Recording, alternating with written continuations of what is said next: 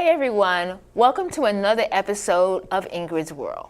So I'm here on the show and I have an opportunity for you to meet a retired naval officer who's now a travel agent. He is recognized by the world's leading tour and cruise companies as a travel expert providing quality level service while pledging the highest value to the customer. So let's greet our latest guest. Dennis, thank you so much for being here. Thank you for inviting me. It's my honor. So introduce yourself to our audience. Well, my name is Dennis Foutz, and I am a travel agent, and I am married, and I have some children. And my most recent addition to that family is our 2-year-old, and I am, as you said, a retired naval officer. And very much a world traveler because of it. And a world traveler. Yeah, and a Rotarian, providing as much volunteer work as we possibly can. You know, and I get that excitement from you. So, how did you get into the travel business? You know, actually, I got involved when I saw a need. Mm-hmm. I was a consumer at that time. You know, I was in the military, and I wanted to take my family on to a place. I wanted to take them on a cruise. So I kind of just got into the internet and I just typed in cruises, and very quickly, now mind you, I'm not new to stress, you know, as you can imagine as a naval officer, but I just see like 4 million possibilities on Google, showing out how to do where to go to cruise, you know, and just and then I had to get a flight, and then I said, you know what, let me just call my local travel agent, because it was just overwhelming. I was literally spending days and not making any decision. Right. And everybody I called, like going direct or whoever I was talking to, I felt a lot of pressure about making a decision right now. Ooh. And so I was like, let me find a local travel agent. And I looked around, you know, and I couldn't find them. And what was alarming was that, you know, for people that don't know, you know, in the 1980s and early 1990s, you know, it was finding a travel agency was like finding a Starbucks. It was like kind of like one on every. Everywhere. It was one on every corner. Everywhere. And now I look around and I was like, hey, where are they? And who knows one? And I didn't.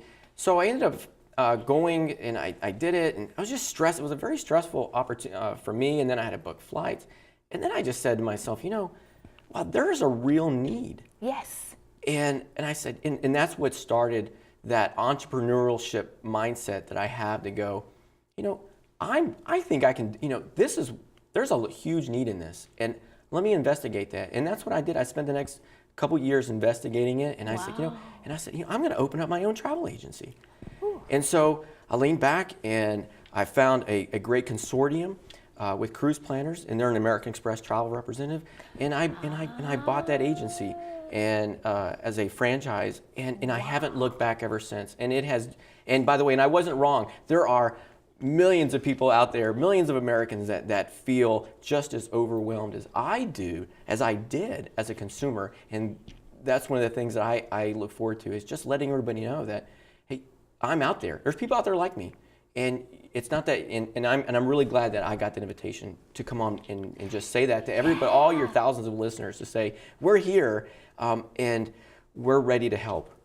You know, and I know that when I'm getting ready to travel, now this is really sad, if I'm trying to book a flight, do you know I'm spending most of the afternoon trying to search fares and what's the best rate, then I got to do the hotel thing, right. I'm worn out.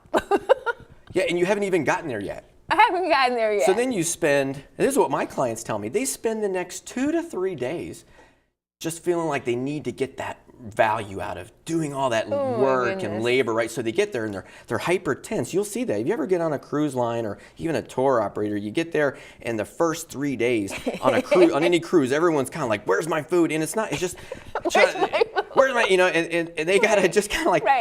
But by the third day, and I tell them, you know, you should really make sure you try to take at least a 5 or 6 day, because you need a few days to just let it go and really start to enjoy themselves, and then they do. And then they're able to look across the table at their spouse and find why they were there, which oftentimes is to fall in love again and to rekindle that.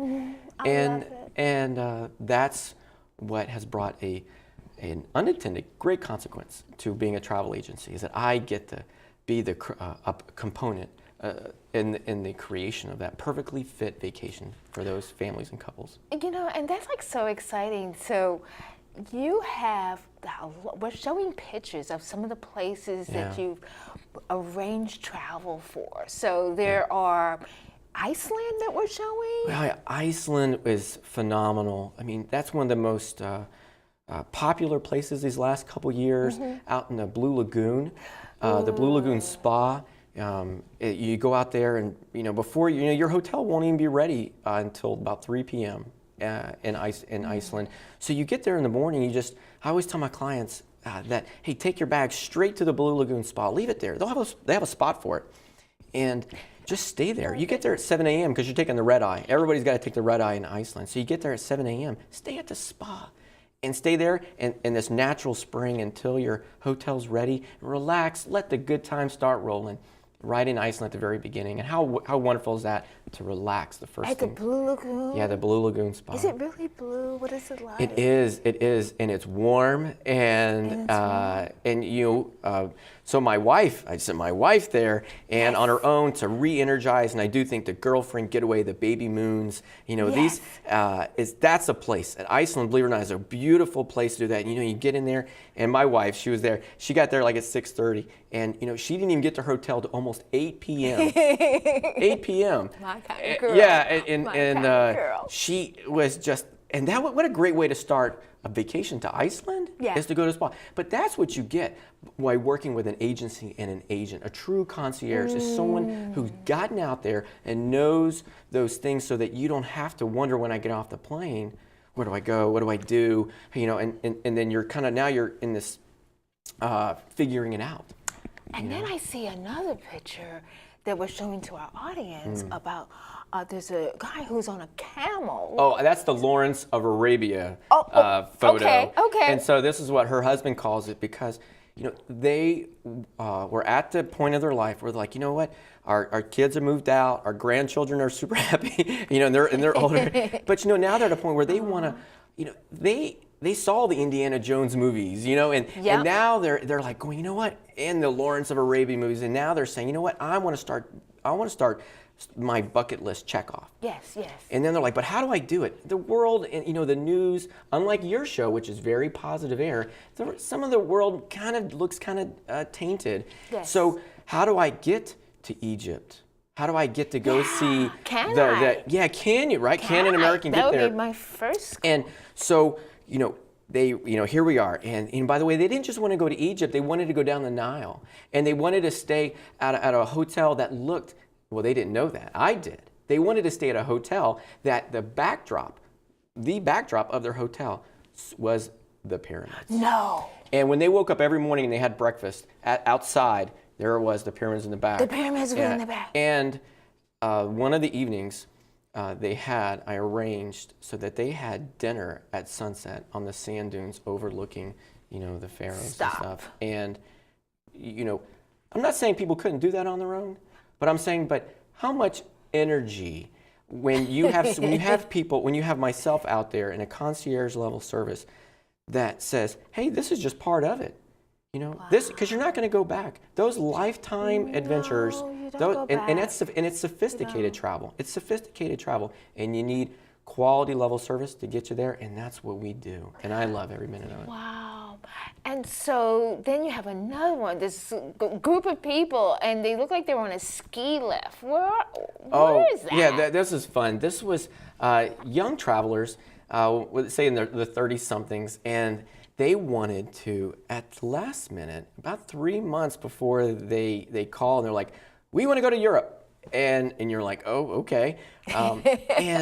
And we only have, and we're busy, right? 30-somethings, very busy. They're in the grind of their life, right? That's different from the last couple we talked about who are done with the grind of their life. Yeah. And so now they're in the grind of life and like, look, Dennis, we're defense contractors, and we need to get going. And it is what it is. I know we should know this early, but we want to go get us there. Now, that's an important part of a travel concierge service, is to know who can do that for them.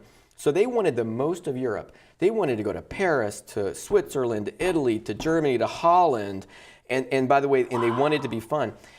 Now, very quickly, within the day, I knew exactly who they wanted to go to. And they needed a guided tour operator because they wanted all this in 10 days. In 10 days? In 10 days. London, Paris, Lucerne. They wanted to see Germany, Holland. And by the way, and they wanted to have fun. So how do you get to, in Germany, how do you get to do all that? Now, imagine if you started at the beginning, Googling. Yes. Oh, no. You go, I think. and then, by the way, by the time you find that decision, you're like, is it a good decision? Like I say, my average travelers, before they contact me the first time, because I believe the relationship is more important than anything else, but by the time they contact me, they've already spent 40 hours, 35 to 40 hours looking at what I want to do or what I want to see. And they're at frustration, at a half decision, and then they're kind of looking for a lifeline. But when they went, you'll see in these pictures, they're like in the shoes. Yeah, and, those shoes. And they're in Amsterdam, and they're in the locks, and they Pure just fun. Wonderful. Again, it was a girlfriend's sort of getaway, and they're like, just rescue me, Dennis. And in Paris. Yeah, and they're like, just rescue me. Yeah, and they're jumping in the air, taking that cool time picture that everybody likes to do, where they jump in the air and take the snapshot. And they did it, and I love that part, just to know that, because I take it personal. And I think that travel agents and travel agencies, they should take it personal, as if I want to go. And sometimes I have to deal with that, because in the end of the day, I get excited like I'm going, and then I go, oh, I'm not going, because I go later, and and mine's more work, believe it or not. And that's I just love them. They're great friends. Because when I was looking over your photographs, I was like, it was a joy, because I was oh, Paris, I love Paris. Click. Oh my goodness, this is Peru.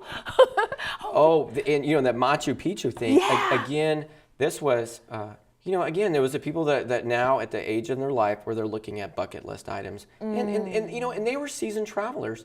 And they said still, hey, in this case, they said, we really want to go, but we kind of have a budget that I don't think is there. And so they knew what they wanted to do. They know where and they know how they wanted to get there, but they weren't sure that the third leg of the puzzle of this was feasible, and that was the budget. But that's what you do. That's what travel agents do, is that we try to find the art of feasibility and then bring it back to you and say, hey, here's what we can do. And they had the best time, because actually in this case, they thought that, all right, well, we'll settle for group travel. You know what we were able to create, because I heard them and I was listening to them, was that they actually it was more of a smaller group. It was only 4 couples. They were one of the 4 couples. Yes. It became almost personal travel. So they had a private guide, because when you only have when you only have a couple of 4, it really feels like one-on-one travel. Yeah, it's one-on-one. And they did. They stayed at and there was someone there to guide them, so that when they got back, they go, hey, what's a great restaurant they go to here in Peru? Because you wouldn't know necessarily. You wouldn't know.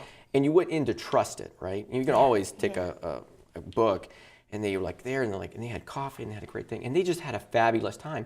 And again, it's adventure travel. And by the way, they were in their late 50s. And they're in adventure travel. And that is beautiful. And I love being a part of that adventure. And I don't know, and I guess we hear so much, on the news, about the world not being as safe as I remember taking, backpacking through, England and then France. And I think that's critically important, why we look at travel agents, and that's how they have needed to evolve to be relevant, is that when people say, well, I'd like to go do this and I don't want to do that, I say to every one of my clients that your safety is the most important thing to me. It is. And then I go, this is the hotels that we're going to need to stay at. And it's not that other hotels aren't good or not whatever, but I know that your safety is more important than anything else. So when you go to Israel, when you're going to Israel, I know that, yes, there are operators out there that will stay at this hotel. But I know that when you stay at this hotel, that, by the way, there's a security card out front, because I've been there. And that when you check in, there's a process to checking in. It's not an open door. And by the way, I know where that hotel's at, because I have you've been there. And so that is what you should expect from travel agencies. Now, maybe, and I want to be transparent to people that, like in my agency, with my associates that we have, that we don't charge a fee for our services, because we like to just present the value where you don't have to worry about the communication. Wow. So yeah, it's just Wow. maybe being a military veteran, I find the value of just having a relationship, because the transaction is already taken care of in life. But if there was a fee, it would be that you loved your vacation, your adventure, so much that you come back next year and you go, hey, Dennis, we had such a great time. I want to take my family on this thing. It's really different, but we want to just talk to you. And that's something that, remember when I started this business, that was a little frustrating for me, because every time I call into a place, it was a different person. And I missed that personal service. And that's something that as travel agents, that we do. You can always rely on me to answer my phone. You know, and I think what you're saying is something pretty critical, because nowadays it's almost like you're trying to figure out, you're listening to the recording and press 0 to speak to this and that one, and then you're not even speaking to someone locally, and it's so different now.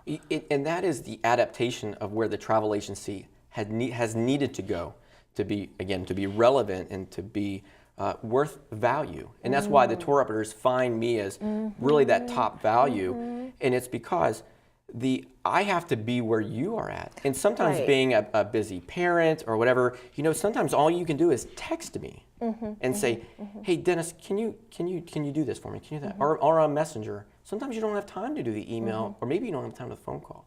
So my business is definitely more mobile, and again, it's very current to that time. So what's the process that I should follow if I want to do a trip? My husband and I would be interested in doing a trip. What's the process that we should use? Well, first is to understand how we do it. And as a traveling agency, as traveling guru, what we are as an agency, is that we do one thing. We talked about it briefly. One is we don't charge a fee for our service. 2, we keep it simple. And 3, we make it elegant. So that's what you should expect from me. I love it. Now, what I kind of need from you is at least 2 of these things. I need to know where do you want to go? Okay. And when you want to go. And I would love to know how much you don't want to spend, right? How much I don't want to spend. Yeah, a lot of people say, well, like what's your budget? And it's like, you kind of feel like you're being salesman. And I get that, because sometimes you don't know what your budget is, because you're just in the research phase. So I like to ask people, I ask them 2 different questions. I would like to say, well, how much do you not want to spend? And the other part is, well, how do you want to lay your head down at the end of the night? Oh. Some people would like to have that first, like when you listen to them, I go, what kind of hotels are you used to staying at? Now, if they say the Fairmont, the Trump Tower, okay, I got it. Yes. Now, some people say, well, I'm okay with Holiday Inn Express suites because I like the free buffet. Well, that's also important, because when they say, and I want to take my family, in this case, like on a cruise, I know what you're looking for. So I can bring you, because I'm listening, the right product the right way. Oh my goodness. So it's a communication, and it's a relationship. So I would need to kind of like figure out what I want to do, know how much money I don't want to spend. Hey, and I always know that. Right, yeah, I was absolutely. like, no, I can't spend that. Absolutely. Too many things going on here. You told us about a lot of your destinations. Yeah. What's one of your favorite places that you were so happy that you were able to plan this? One of the happiest places I like to plan was probably my first place I planned, because well, first of all, I would say being in the Navy at 18 years old, when I was 18 years old, I came to the Navy, and someone goes, well, where have you traveled to? And I go, man, if you only had time, because I'm not 18 anymore. Wow. But for over 20 years, we traveled. One of I say is like within, right after I got out, here we are, 2 months after I came in the Navy, all of a sudden I'm sitting in Italy for a week. So the adventure began very early for me. But as a business, one of the most exciting things I planned, because it was my first one. So you're a little kind, you don't want to call yourself a concierge yet, because But to answer your question, was one of the most exciting things that I did was planning was to Alaska. Going to Alaska, even though I've been there, but to plan something when you're not physically there for somebody. That's hard. And yet I'm saying I'm the person that's going to do it, right? And so so in this case, planning it was so important to me because it was the first time I was able to do it for somebody.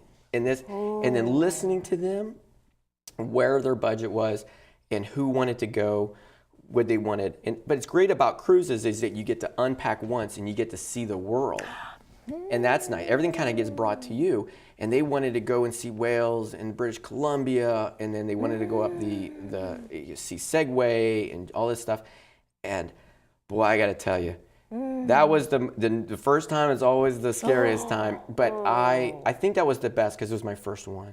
And so, yeah. Not the most adventurous one, I think, for overall. You have most adventurous? What's your most adventurous one? Oh man, I may say Galapagos, or maybe Antarctica. You've been to Antarctica? The difference is I had not been to Antarctica, so planning it was extremely timely. Did you plan? Yeah, it was very, very timely to plan Antarctica.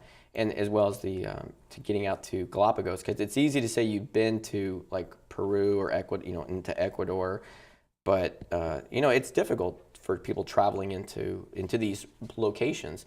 And adventure travel is where people are at today. And nobody can, and that's part of the qualification process. But certainly, if you talk to a travel professional and they say, in every place you say, "Oh yeah, I've been there and done that," be a little skeptical, in life, because you can't have done everything. But you can try. You can try. Now I know you've been probably everywhere, but not at all. Not at all. Because like I said, I was story-eyed when I was looking at all your pictures. And I'm like, oh, I need to show Chris this. Right. And then going to Japan and the sumos and it was great. I've definitely been all around Japan where you see the samurais and the ninjas and the snow monkeys. That's always fun because it's so different than wherever you're at in America. Yes. In Europe is fascinating. Yes, and it's an African safari, and it's amazing how that's another thing I want to do. Cultural and just how beautiful the world is.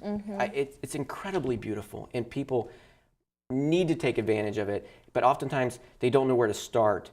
They just know what they want the product to be. And that's the message I would really love to send to people, is that the world, it's beautiful, it's ready for you. And if you don't know how to necessarily connect the dots, you know what? There's people out there, there's me and my associates that, look, again, we don't charge a fee for our services. And we have the belief in the motto of keeping it simple and making it elegant, so that you take all that stress and you let it go. I just can't imagine. And you just enjoy yourself. You're just showing up and everybody's taking care of you. I just got back from Los Angeles. And, oh my gosh, just trying to deal with the hotel wasn't. Right, yeah. I mean, I was like, why? And that kind of keeps people away. You think how stressful it was to get off that airplane or in that airport to get to the hotel, and you go, wait, I'm not ready. I am not ready. Look, all I went was to Charleston for 3 nights. I'm not ready to go to Paris for an anniversary. Yeah. But you are, and we'd love to help get you there. I think that's the thing. Oh, I think it's exciting because I like to think that now I'm in a place in life that I definitely won't have the iron in my suitcase, or the big suitcase, which I had, like the old-fashioned Samsonite. That's kind. Right. That's right. Hey, I had it. I'm a Samsonite girl. But I also want to travel elegantly now. That's right. I'm at an elegant part in my life that I want to just kind of like go in there and just say, oh, hi, Mrs. Hicklin. We're ready for you. Right. That is, right? And how beautiful is that? Can you imagine that? You say you unpack once and you see the world, but imagine something where you show up in Venice and then that person meets you at the pier and they go and they call you by your name and you wake it up there and they're white gloving your food and they already have your jacuzzis, maybe even in your room, by the way, already drawn for you. Imagine that. Well, Dennis, you're wonderful. I have to thank you so much for being on this show, because I think that why I get excited about it is because you're really getting us to think about traveling and projecting ourselves of where we want.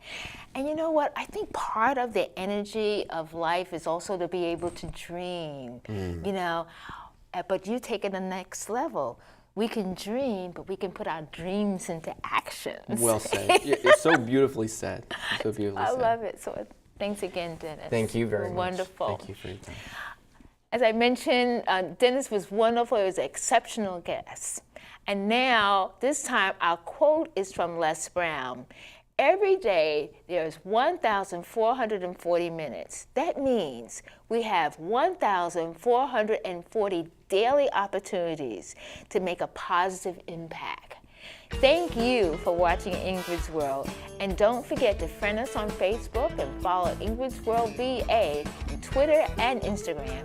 And if you miss an episode, watch Ingrid's World on YouTube. So stay in touch and ask yourself the question, what is my positive impact?